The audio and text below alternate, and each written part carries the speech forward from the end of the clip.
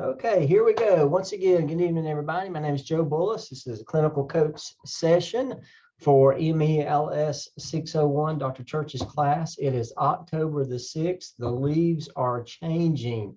I cannot believe that. It was like 2 days ago. I was commenting on my wife as we were going down the highway. I said, gosh, you can't even tell the leaves are getting ready to change. And this morning, it's like somebody flipped a switch and they are changing. So fall is approaching, and hard to believe it's already October. If I remember correctly, we are in week 7, so we are approaching the midpoint of the semester. Really encouraged by the activity of tasks that are being turned in. I'm seeing a lot of APSA 1 and 2s coming in and getting reviewed and getting graded. That's a great thing. You should be at that point right now. 1, 2, and 3, I think I told you this last time, 1, 2, and 3 are probably going to be the most time consuming of the task. So if you can get through 2 or be really close to getting through 2 at week 7 and 8, that's good. 3 may take you a little bit of time, as we talked about, but 4 and 5 should flow pretty quickly. So, but keep in mind, and we're going to talk about that tonight, after you finish task 5, you have got to do some work in task stream. So this is the session that you've all been waiting for, the big task stream session. So I know you've been on pins and needles all night, anxiously awaiting tonight. Yeah, I caught a little sarcasm there from a couple of your faces, but that's okay. I understand completely. We'll go over task stream tonight and the requirements of task stream, but we'll go over it again and do another review on it as well. So don't feel like you have to remember everything. I may not go into a lot of detail on task stream tonight, just to kind of get you familiar with that. But first, before we want to do that, tonight I'm going to go over task 5 and we're going to go over task stream. But before I do that, what burning questions are out there that you need to ask? I'm going to pause for just a moment and see if anybody's got one. I do. Hi, Dr. Bullis. How are you? Oh, hello. So I wrote this one down because I didn't want to forget. Should the instructions and prompts remain on the APSA final submission? Yeah, that's a great question. If you ask me, no, I don't like to see them on there. I think it clutters it up. I think it takes away from the professional document, but that is nobody cares what Joe thinks opinion. As far as the evaluators, I know that the evaluators like to see it on there. So my recommendation to you would be to leave it on there, and unless you get direction from Dr. Lamb or the evaluator to take it out, which I don't think you will. They like to see the prompts and the descriptions on there.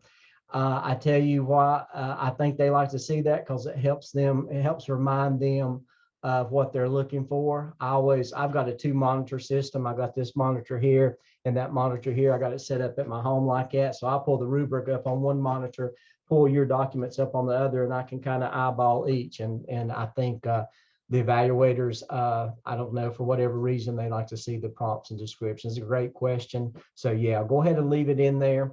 And that way we don't want anybody coming back and saying, oh, you should have put that in there. Okay, and last question I have is about task 4. There's a section right before prompt 2 that calls for the graphic organizer and the PERT chart. And I just want to make sure those 2 were optional and not required for both. Right. You do need to show the action plan and the action plan format. And the PERT chart is optional. If you're shooting for a level 4, you might want to consider putting the PERT chart in there as securing that level 4 or that 4 grade, but it is optional. But the action plan, where you have the table, what's the strategy, who's going to do what, when they're going to do it, how you're going to evaluate it, that is mandatory. Great questions. Great questions. Thank you. Yes, ma'am. All right, any other questions out there? Okay, all right. Well, we got the rest of the night. I'm good to stay to 1 o'clock in the morning. No, I couldn't even finish that statement. I'm just joking. Yeah, I'm just joking. So let's go ahead and get started. I am going to share should be looking here in just a moment at the scale handbook. You should be looking at the, should say right here, 24th North Carolina, 24th, boy, it's been a long day, 21st North Carolina competencies for school executives. Everybody taking a look at that? All right, so this is task 5. This is what task 5 is. I wanted to come here before we go down and look at the rubric. This is in that scale handbook that you have, and I believe page 12, 13, somewhere along there, but it's at the close to the very beginning. Oh, it's not even that. It may be page 4 or 5. So you scroll on down until you see the 21st North Carolina Competencies for School Executives. These come from the North Carolina School Executive Evaluation. You will see these again as a administrator. You will be evaluated on these unless they change something by the time you become an administrator. And from the looks of the work that I'm seeing, this is the fast track class on becoming an administrator. So I doubt anything will change before you get into that role. But so it's good that you become familiar with these already. Dr. Church may have already addressed them and talked about it a little bit in your content of your courses, but you will be evaluated on these as well. But it is the thing about it is it's an evaluation based on product, not necessarily what you say. There is a big part of that, but what you've produced as you've gone through the APSL and as you go through the other evidences, as you go into 601, 602, so on and so forth. So this is where those artifacts really come in into play, and we'll talk about that a little bit more. But in task 5, you do not have to show any artifacts. Let me repeat that. In task 5 of the APSL, you do not have to show any artifacts. Task 5 is all about reflecting, your reflections on how you have changed as a leader, or how you have been reinforced, how your leadership style has been reinforced by not only the activities of the APSL, but in your course content and what you've gone over, and the scenarios or case studies and conversations you had with Dr. Church and your peer group, and also the experiences that you've had as you accumulated your internship hours. So when you do this reflection in task 5, you kind of bring in the whole experience, the whole MELS or MSA 601 experience. And that's just broke down into 3 parts. That's what you've done with the APSL, what you've done in your course, the course content, and what you've done in your internship hours. So when you reflect on these competencies, reflect on the whole aspect. Just don't talk about the APSL. Just don't talk about your internship hours. Just don't talk about what you've learned in course content. You want to you don't have to address all 3 in each competency, just whichever ones had the most profound effect on you. So we will look at the first one here, and you don't have to do the whole 21. We'll get into that in just a moment too, but task 5 is not about the whole 21. But in communication. So in your experiences in 601, whether it's been with the APSL, whether it's been in talking about the course, or whether it's been in your internship experiences, how have you changed the most? What have you done that's had the most profound effect on you in the area of communication? And I'm sure Dr. Church has talked to you about this. Everything that you're doing here is not through the lens of a teacher anymore. Or you may be an instructional specialist, you may be in the central office. So, some candidates are at different areas in the business, but through the lens of a principal. How has this changed your thinking, your leadership, your thoughts as a school principal in the area of communication? So it's all about you reflecting on yourself and your leadership in these different areas, as how you have grown as you become and approach the responsibilities of being a school administrator. So that's what the reflections are. It doesn't have to, there's no length on any of this. So it doesn't have to be a paragraph. It doesn't have to be a page. I would say, to adequately address each one, definitely more than a couple of sentences. But it's really just determined by you as when you write this and you kind of reflect on your leadership growth. Now, for MELS 601, for your involvement in this semester, you do not have to address all 21. If you'll notice here, the required competencies, and these are competencies that's required. The APSL requires artifacts, and when it talks about artifacts, that'll come into play also in the task stream. We'll get in that a little bit, but as you reflect on these competencies, you're going to be required to do a certain amount, which would be eight that you are required to reflect upon, and then 4 competencies that you can pretty much select by yourself. So what are the 8? Well, the 8 are the competencies that have the double asterisks by them. So that is communication, change management, delegation, dialogue inquiry, judgment, systems thinking, technology, and visionary. That's the 8 that you're required to reflect upon. And then you have 4 wild cards. 4 that you pick on your own. You just go through and say, you know, I've had to do this, and it fits really into emotional intelligence. Or, man, I had to get really creative with that action plan, or leading my PLC team to this. I had to get real creative with that presentation the principal asked me to do at the board meeting. So I've got a great reflection about that I can write here. So in task 5 of the APSL, this is very important. Task 5 of the APSL is all narrative, no artifact. Don't let this term right here, this term get you mixed up right here. We're going to scroll down to the task 5 prompts and so on and so forth here a little bit. But this is a good place that you can look at all the 21 competencies and know off the bat which ones you have to address in the APSL task 5, and then which are those 8, and then 4 additional ones that you pick. Any questions on that? I'm going to scroll down to task 5 in the scale handbook. Chris, quick question. These artifacts, I just want to make sure, it's kind of been a long day here too. There's stuff that we've already done, right? We don't have to come up with all new stuff or all different stuff, right?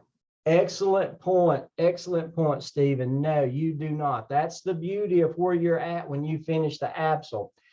When you finish the APSL, you pretty much got everything in your toolbox that you need to finish up the semester. It's just a matter of pulling it out and putting it in the right place. Great point. And we'll talk about that in task stream. So once again, APSL task 5, once you finish tasks 1, 2, 3, and 4, the very last task of the APSL is task 5. And that's a reflection on those competencies that we just talked about. And that's all narrative. Task 5 is nothing, no artifacts. You do not have to show any artifacts in task 5. It's all about you sharing your story in the area of those competencies. So any questions on that? Okay, great. So here's the prompt. Basically, it's just what I told you about. It's just reflecting on the APSL experience. But once again, I do want to, emphasize the importance of talking about as well what you've learned in your course content, what you've learned in your internship hours, if it's applicable. If it's not applicable and you just want to talk about what you learned in this particular APSL, whatever, then that's fine. That's fine. But the evaluators like to see a holistic narrative that addresses not just your experiences and writing and fulfilling the requirements of the APSL, but your experiences as you went through the course content, your experiences as you went through the internship hours. So you don't have to, like I say, you don't have to address each one, each competency, but draw on those different things that you've done this semester to kind of show how you've grown overall as a leader. So, okay, making sure.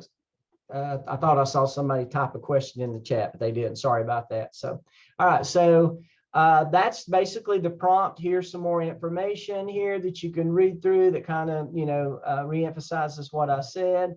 Do not worry about this. Important reminders for APSL and APTL. That is for the add-on students. That doesn't pertain to you at this point in time. You can read through it just as a FYI, but that do not worry about that. You don't have to do anything with the APTL now. We'll do that in 602.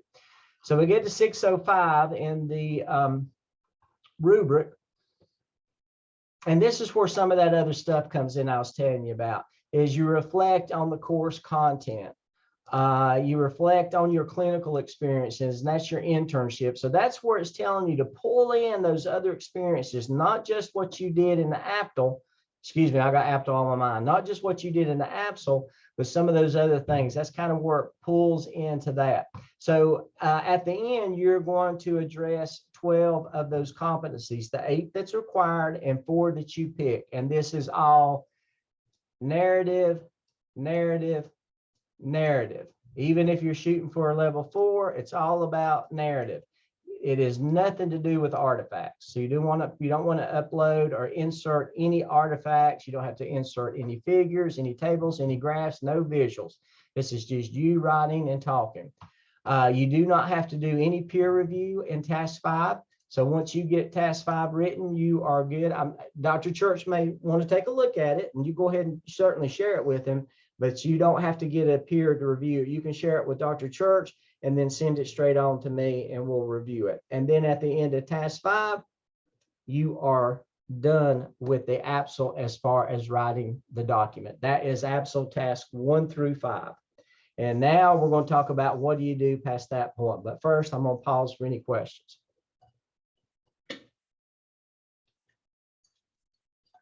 All right, so in the Blackboard shell, in my internship Blackboard shell, you've submitted the APSL 1, task 1, 2, 3, 4, and 5.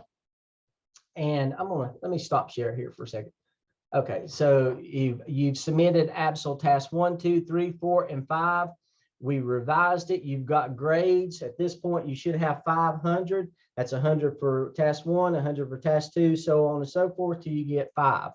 All right, now you're not done in the Blackboard internship shell yet. Once you finish task 5, I will grade it 100, and then I will tell you ready to submit to the APSL final evidence narrative. And what that is that's where you combine the whole document. Task 1 cover page, task 1, 2, 3, 4, and 5 in sequential order, all within the same Microsoft Word document or PDF, that's fine too. 1 reference page, 1 appendix. So after task 5, after you get your task 5, if you haven't done so already, then you combine all of that into 1 document with 1 title page, all the tasks in order, 1 reference page, 1 appendix.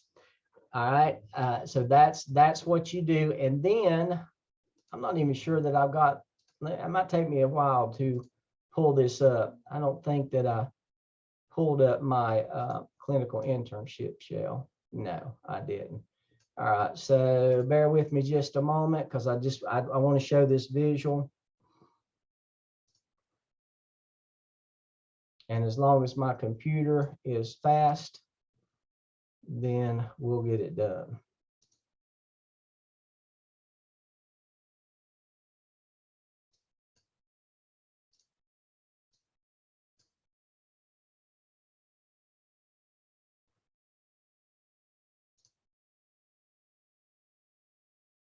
All right, so you finished task 5, you got 100 on task 5, and I told you, okay, now you can compile all 5 tasks into the APSL final evidence narrative and submit that for final review. This is where I want to see it one more time before we submit it for evaluation.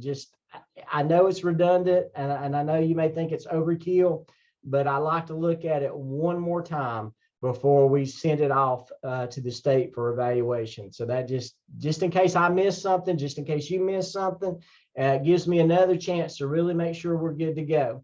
So at that point in time, when I say submit to evaluation Dropbox, final evidence narrative, you go to APSL evaluation Dropbox, and that's at the very bottom.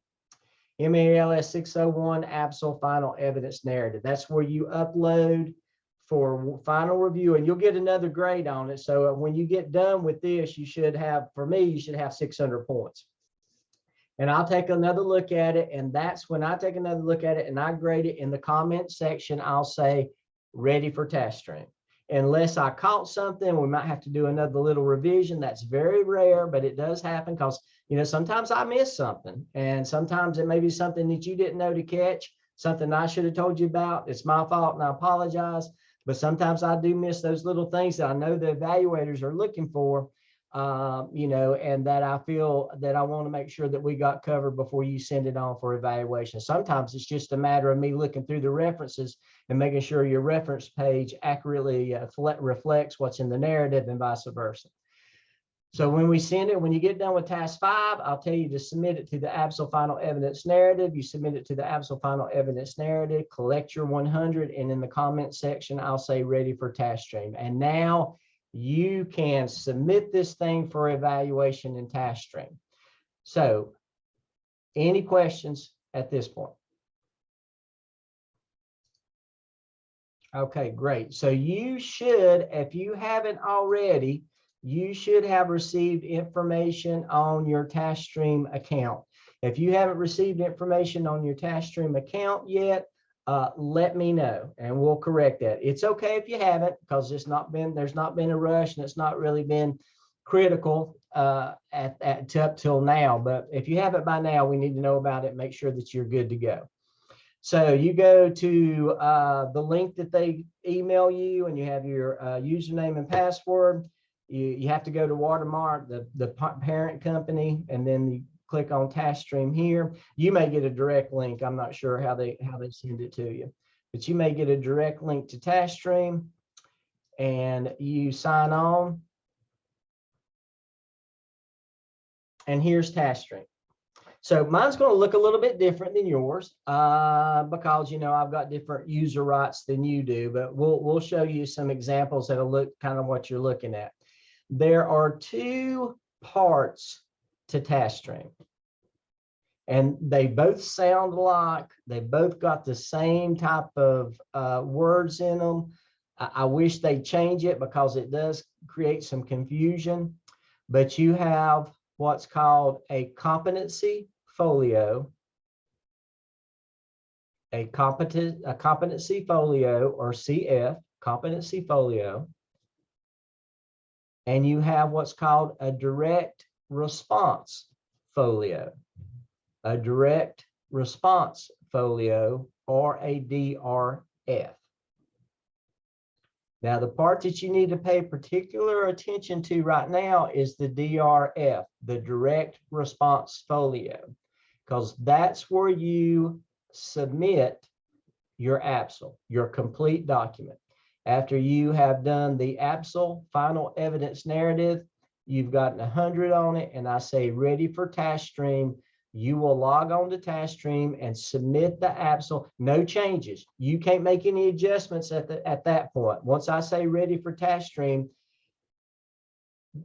technically, there should not be any more revisions till you send it to the evaluator. If you catch something before you send it to the evaluator and you want to make changes, contact me, and then we'll go through that process.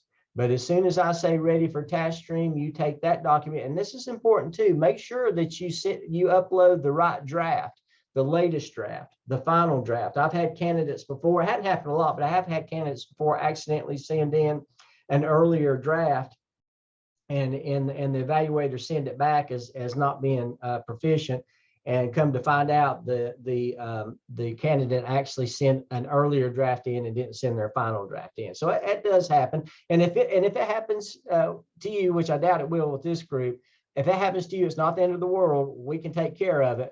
Just let me know as soon as possible. If you ever get any feedback from the evaluator about revisions, contact me as soon as possible. I think that might have happened. I can count on one hand in my 17 years of doing this, where we've had to revise it a little bit to get it up to speed. So it's very rare, but it does happen. And it's not the end of the world. They will give you the chance to revise it and submit it again for approval. So just if you get that, I need to know about it immediately so I can help you through that process. All right, so the ABSL, complete ABSL is done. You got a grade on it of 100, and I've told you to submit it ready for task stream. you go to your DRF, the direct response folio, and you submit task stream. And that will look like, let me see here. That will look like this. No, we don't want to do the ad. I want to give you the one that looks appropriate to your cohort. All right, so this is what it's going to look like basically for you.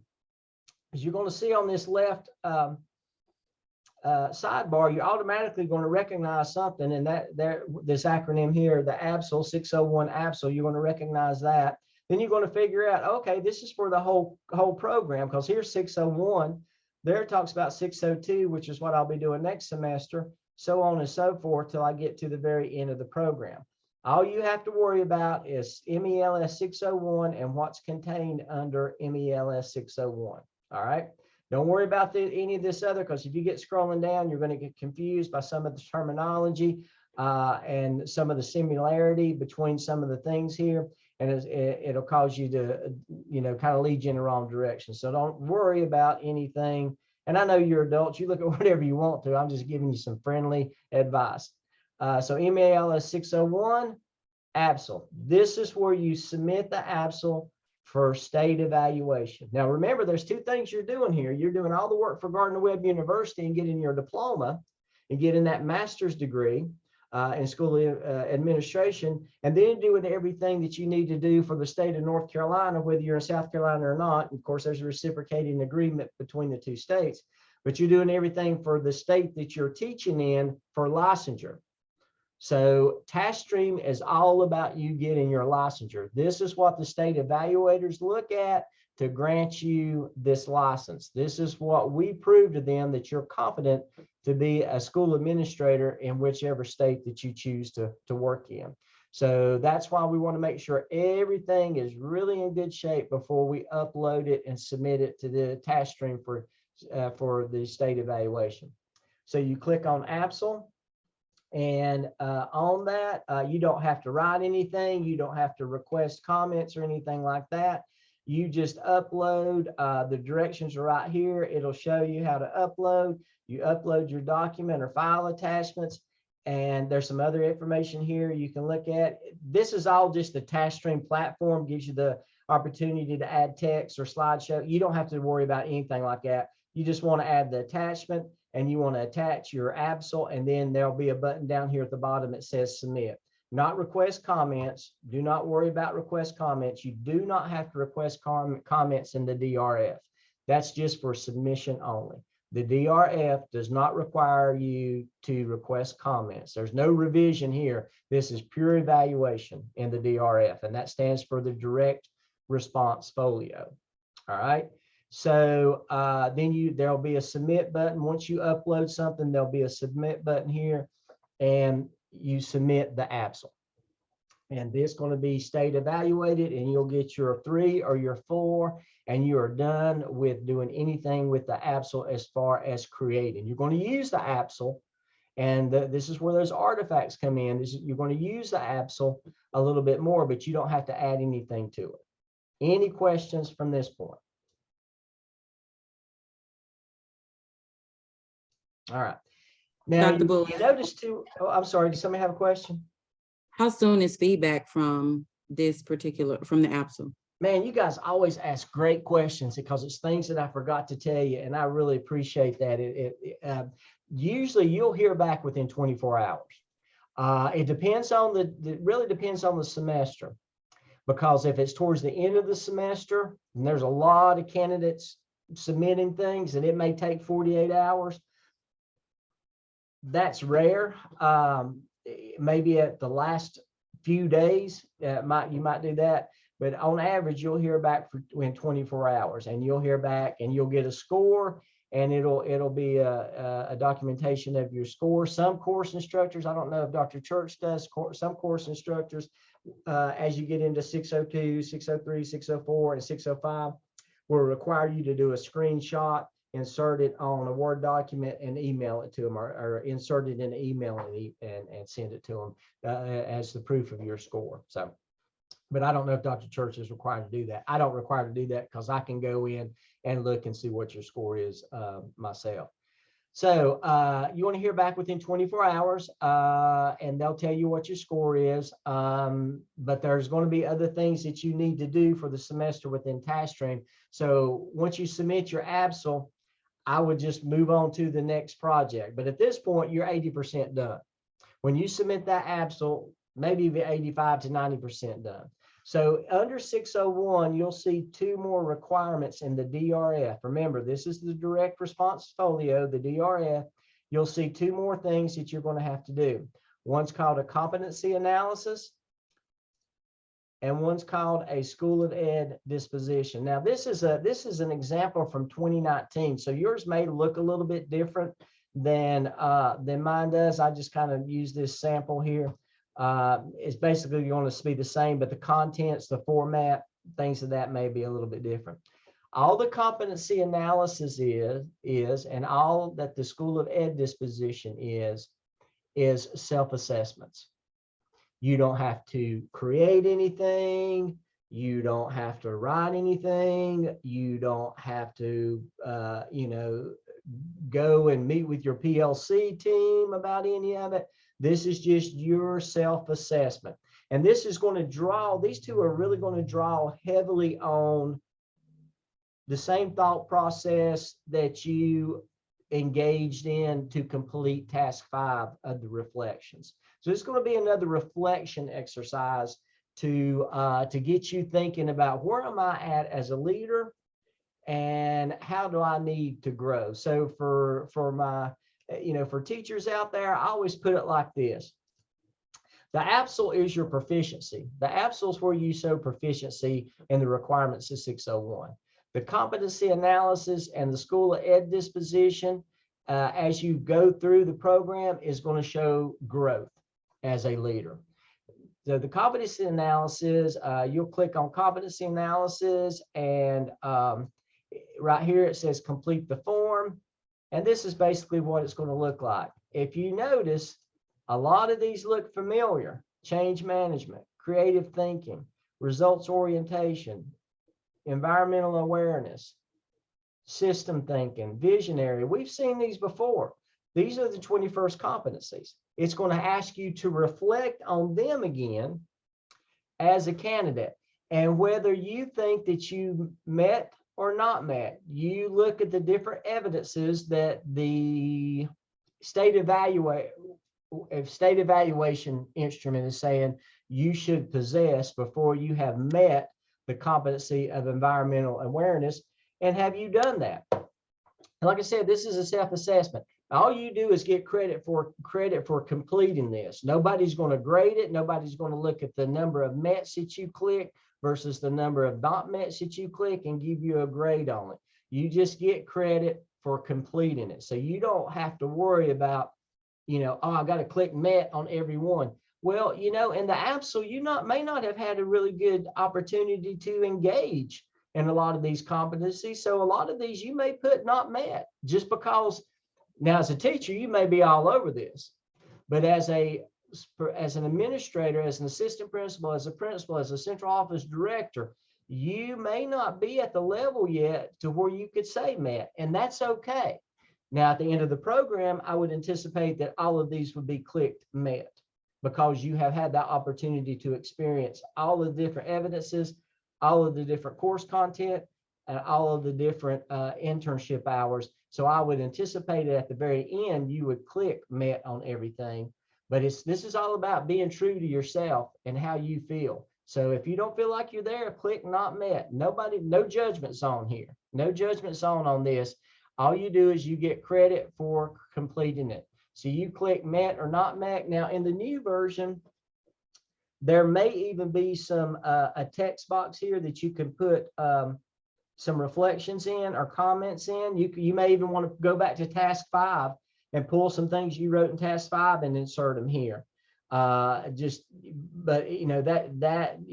state evaluator, if the new version does have a comment box and you want to put something in there, I think it's a good thing.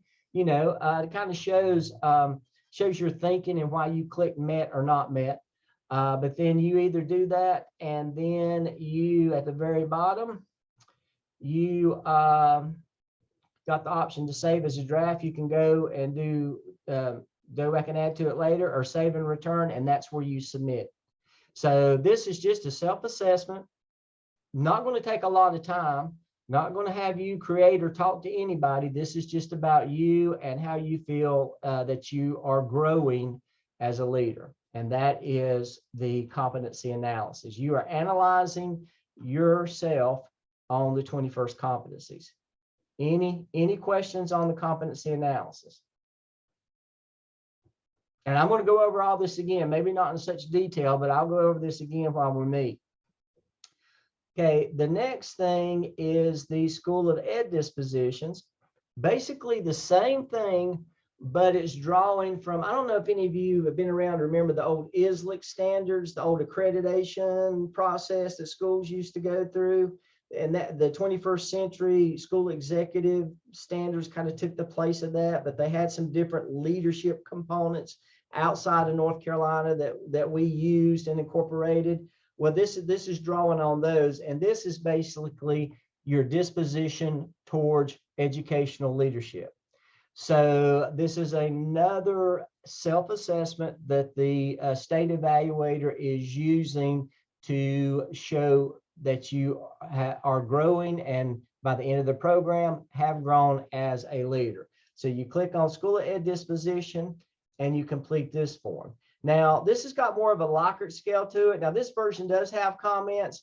The later versions, I think the comments box went to the competency analysis, and this one doesn't have comments, or they both may have. There's been an upgrade, and I guess I need to take time to update it, but you know, it's not a deal breaker for you in completing it, whether it's got a comment section or it doesn't. And like I said, you can draw on task 5, what you kind of thought about, what you kind of wrote on task 5. You can draw on that to kind of talk about this. But this is all a Likert scale, and this is all dispositions towards leadership, learning development. Now, you look at these, kind of makes you think of more along the lines of a teacher. Is how does a learner develop? How does different learners or learners learn differently? How, you know, creating a learning environment. But this is about, do you understand this as a leader to where you can support your teachers who will be functioning more in these areas? So are you knowledgeable from a leadership lens, from a principal lens, on what it takes to run a school and to supervise, monitor, support, empower teachers to work in all of these different areas? So it's are you unsatisfactory? Do you need improvement? Do you think you meet the expectations, or do you exceed the expectations? Once again, you're not going to get a grade on this. Nobody's going to judge you on what you click and what you don't click. You just get credit for completing it. But it's completing another self-assessment in a different lens. First, how have you grown as far as leadership competencies of being a school administrator? How have you grown to be a principal? But then how have you grown in leading others towards school improvement and leading others towards academic achievement and school achievement and cultural achievement as well? So that's where it's kind of coming in, those two different lenses that a principal needs. The principal needs to know how to lead and be the principal, but a principal also needs to know and be able to recognize the leadership potential in others and how to encourage them and help them grow as leaders to sustain any progress that you may experience at your school as a principal or even an assistant principal, so on and so forth.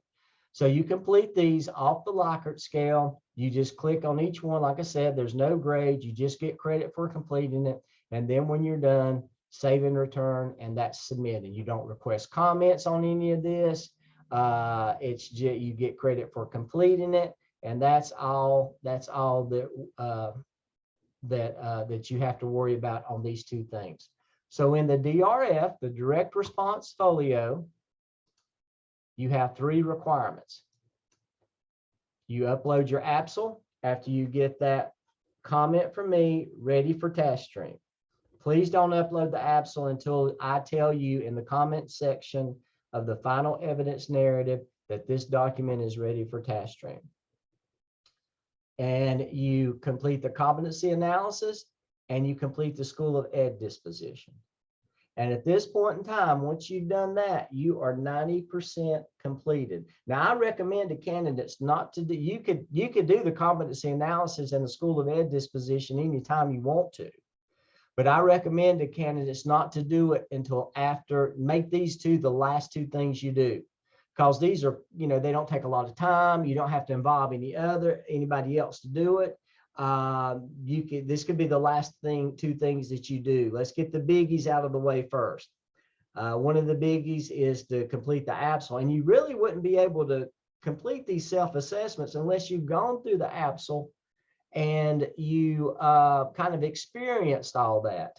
So I saved these two for last. So the one big thing is the APSL. Now, the other big thing that you have to do outside of the APSL, and it's not creating anything. It's still using the information that you did at the APSL. All the sweat equity you put in the APSL is going to pay off for you in a lot of different ways. But remember, I told you there was two parts to the task stream. There was the direct response folio, the DRF, and then there was the competency folio, CP. The other requirement that the state evaluator requires for licensure is the competency folio. This is where the artifacts come into play. This is where you show the artifacts. This is where you, not in the DRF.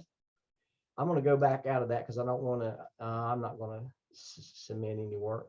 I'm going to get out of that so you're not looking at it because I don't want you to associate that screenshot with the competency folio. We're going to get to the competency folio here in a second. But the competency folio, all the agendas, minutes of the meeting, pictures of you leading the meeting, even a screenshot of the action plan, video clip, link to a YouTube video, all that stuff that you created going through the APSL. This is where you use it. This is where it comes into play. And this is where it's so valuable. Because remember, I think I told you, this is where you show, you talked about how good you are in the APSL, and you will in the competency analysis, and you will in the School of Ed disposition. This is where you show how good you are. This is your portfolio. This is the same thing that a model would take in for an interview to show the different pictures that they have of themselves, something that would never happen to me. This is where, an artist shows pictures that they've painted to show where they're competent as an artist. This is where I always like the duck decoy because I like working with wood, or, a cabinet maker. This is where you tell people how good a cabinet maker you are, but show them that actual cabinet that you built. That product that you've created with your skills, your talents, your experiences, that's the artifact that you want to show. And you get the chance to show that off in the competency folio. And you access the competency folio up here in the top banner, and that's called folio and web pages. And I'm going to go through this real brief. We're going to go into the competency folio in more detail next class time, because the main thing right now is you completing the APSL and getting that into task stream. Because once you complete the APSL, as you see, then you'll have everything else you need to finish the program. But when you click on folios and web pages, you're not going to see anything like this. This is one that I've created as an example. You're going to have to create your own. And you're basically creating a web page. You're creating a web page that you're the owner of. Even after you leave the program, you can use this web page to promote yourself. If you go into an interview for assistant principalship or principalship, you can share this web page with the interview committee, and they can look through this portfolio of what you've done and get a sense of the type of leader you are and how much work you put into the preparation of being an administrator. So you own this. That's the great thing about what Gardner Webb does here, is they actually empower you to create a document or a web page or a portfolio, electronic portfolio, that you can use past graduation, past licensure. So create a new. Now, there is a great video in my Blackboard shell, and you should be transitioning now over to my Blackboard shell video library. setting up your competency folio. This is a great little 2-minute video that Dr. Lamb, don't pay attention to this one. This is in 605. You need to pay attention to this one. Setting up your competency folio. This is a great little 2-minute video that Dr. Lamb did on how to create a competency folio. You click on that. It takes you to YouTube. My computer's running slow. I've got a lot of stuff up on it. Ignore If you the want to ace your paper, advertisements. download Grammarly. Are you? Greetings, this is Dale Lamb from Gardner-Webb University. Hope all of you are doing well. Purpose of this video is to show you how to set up your competency folio and task stream. So I'm going to dive right in. All right, so you will find that video. I think Dr. Church has it in his shell as well, but you'll find it in my video library right at the very top of the page. And you can use that to create your competency portfolio. And so this is one that I created and using as an example. This is what it looks like. Now you can change the font, you can change the color. It's just like I said, this is a true web page. So you can make this look any way you want to. I actually, and I'm sorry for jumping back and forth with you, but actually in my video, in my Blackboard shell, where did I put that? I think I got that in templates and resources. At the very bottom, it says, no, competency folio exemplar. This is an example of one that somebody else has done. And now don't worry so much about, the contents and what all they added. This is they did some extra stuff here, but just an example of how you can change the looks of yours to make it look like a web page the way you want it to look. And we'll talk about all this other stuff later. You don't really need to know about any of that. And if you want to go above and beyond and do some extra stuff, I'll help you with that. No problem. No problem. But it can look like that. So I got an example of that. You can explore it. All these links are live. You can get some examples of what they put into some of the artifacts that they did if you want to take a look at that. There's an exemplar. Like I said, you can find that in my Blackboard shell under templates and resources towards the bottom of the page, Now there is a competency folio artifacts tracking sheet that will help you. We'll talk about that at another time. We're getting close to an hour here, and I really don't want to focus so much. What I told you on is what I've told you to this point is what I really want you to focus on. We'll kind of review everything we talked about, and then I'm going to go into more detail on the competency folio, but I do want you to take a look at it. Gosh, I got so many things open here. Where is it? No, that's not it. Let me close out that. My apologies, Dr. Lamb.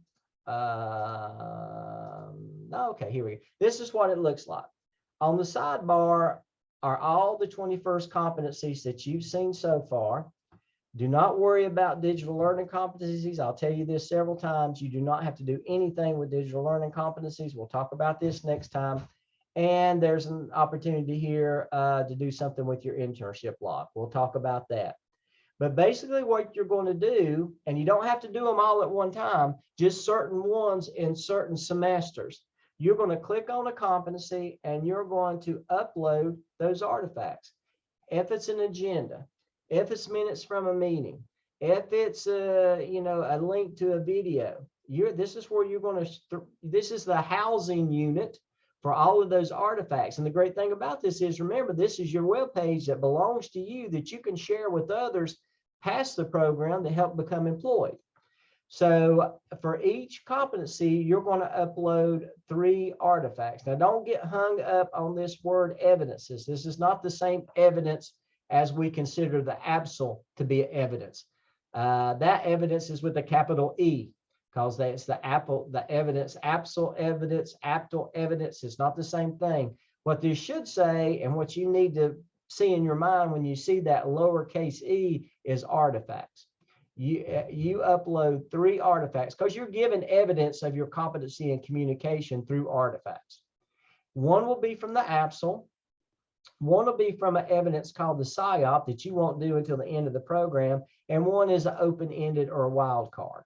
So for each of these competencies, it's going to require you to upload different artifacts. You don't have to upload an artifact in 601. You don't have to upload an artifact in all of these.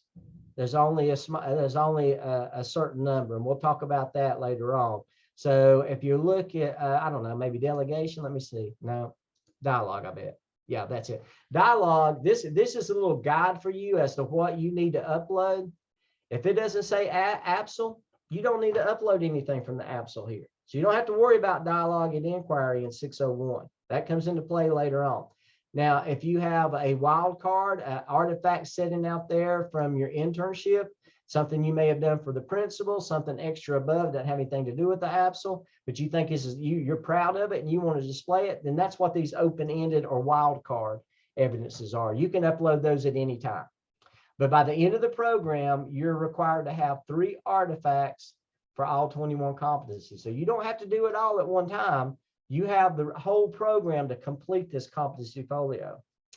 If I'm lucky enough and blessed enough to be your clinical coach through the whole program, I will be working with you on this competency folio each semester. So I will, if not, it will be another clinical coach that will pick it up. Now I may, and sometimes I rotate off and then rotate back on. My 605 candidates now, I had them when they were 601s. So I've rotated back onto them and finished them up as they graduate. I may do the same with you, hope so. So this is where you upload your artifacts. We will go into more detail what this looks like, how to read all this, some best practices on how to complete this, and how best to work through this. The great thing about it is you're just pulling from what you've already done. You're just pulling from what you've already done. So we'll talk about that later. The main thing is complete APSL tasks 1 through 5, get hundreds on everything, complete your APSL final evidence narrative, get 100, look for me to say ready for task stream, then take that APSL and you go to your DRF and you upload it to the DRF. Once you've done that, if you're ready to go into the competency folio before I've done the next session, you contact me and I'll talk you into your next steps. The main thing we want to focus on right now is getting done with that APSL, because if you don't get done with the APSL, you're not going to be able to do all this because you're not going to have all the artifacts you need. Now, I hope that makes sense. So we're going to drop it at this point in time and pick it back up later. But remember, 2 things I want you to remember as you remember in task stream is you have 2 big compartments that you work in.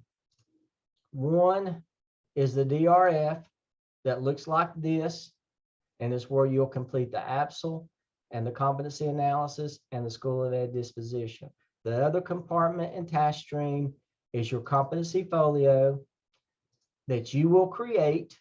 And there's a video that shows you how to do that in my Blackboard shell and probably in Dr. Church's Blackboard shell. But the other compartment that you work in task stream is your competency folio. And we'll go into more detail of what that is later. But those 2 compartments is what will get you licensure. Now, what questions do you have? I kind of got a 2-part question, maybe, possibly, sort of, kind of, maybe. So with the evidences for the DRF and the competency folio, is that like the appendices stuff that we put on our paper as well as other stuff, or is it solely limited to the appendices in our different tasks? Great question. Yeah. If you click on a competency and the competency folio, now, as far as the DRF goes, you just upload the APSL and whatever's contained in it. Don't have to worry about any of that. But in the competency folio, if you click on a competency, and for you in 601, if you see that word APSL in this area right here beside the competency, then yes, it has to come from the APSL. It has to come from the appendix. So for communication, it could be the email between you and the principal, getting permission to PLC. It could be a screenshot of that. It could be you doing a Google Doc to everybody saying, hey, what are norms and protocols for our next PLC meeting? Just showing something, but it has to be from the APSL. Now, if you have something else out there that you want to show, like you did a great dojo, if you're elementary school, if you do class dojo and you got a great communication message to the parents that you're really proud of, it shows some really good thinking and you want to highlight that, well, that's what the open-ended or the wild cards are for each competency. You got the opportunity to upload something that doesn't have anything to do with the requirements that Gardner Webb did, but it's something you want to show that you're good at. Well, that you use the wild card or the open-ended for that. So if it says APSL here, yes, when you do the PSYOP, you have to upload something that comes directly from the PSYOP, but that's 605. Now for the open-ended part, could 2 out of the 3 be from the APSL or 2 out of the 3 be from the PSYOP, or does that open-ended part have to be completely separate from that? Great question, Stephen. That wild card is a wild card. So if you're playing poker and deuces are wild, then that deuce can be an ace. It could be a king. It'd be whatever you want it to. So yeah, that wild card, it could be 2 from the APSL, 1 directly from the APSL and 1 from the APSL that you want to play as your wild card. Okay, thank you. Great questions. What else? What other questions do you have?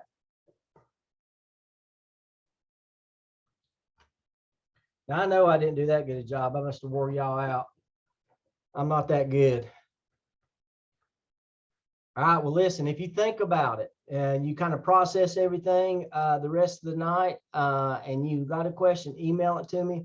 I'll post the recording of this, like I do, I'll send the link to you in an email, and then I'll put it in my video library in my course shell. You look it over again, but everything that we went over tonight, we'll go over it again. I'll do a quick review, see what questions you got, do a quick review, and then we're going to dive into that competency folio a little bit more.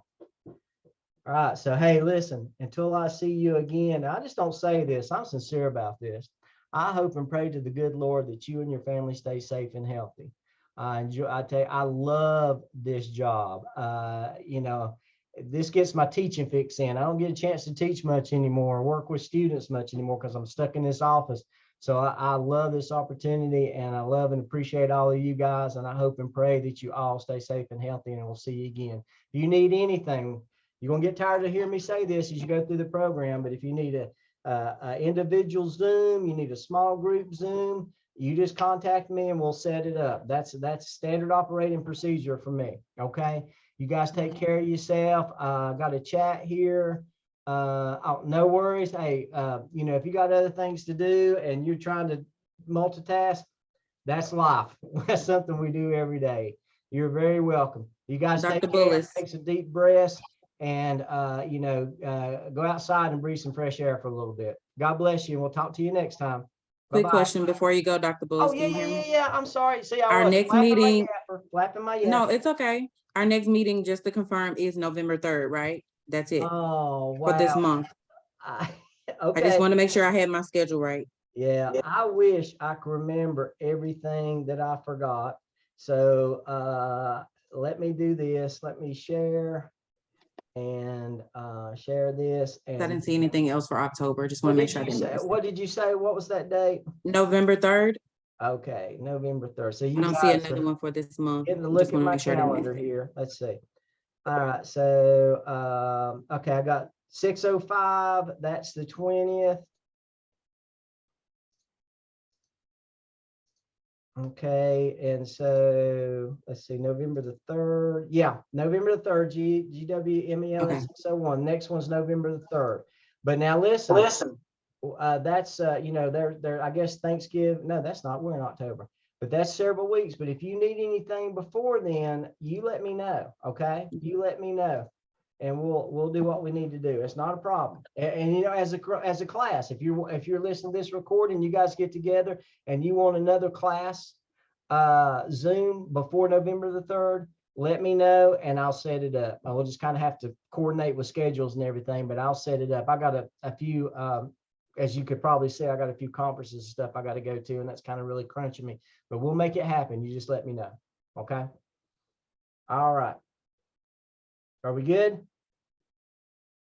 Awesome. You guys see that Top Gun movie? You guys said, hey man, you look good. He said, I am good. Very good. I love that. All right, guys. God bless you. We'll see you next time. Bye-bye.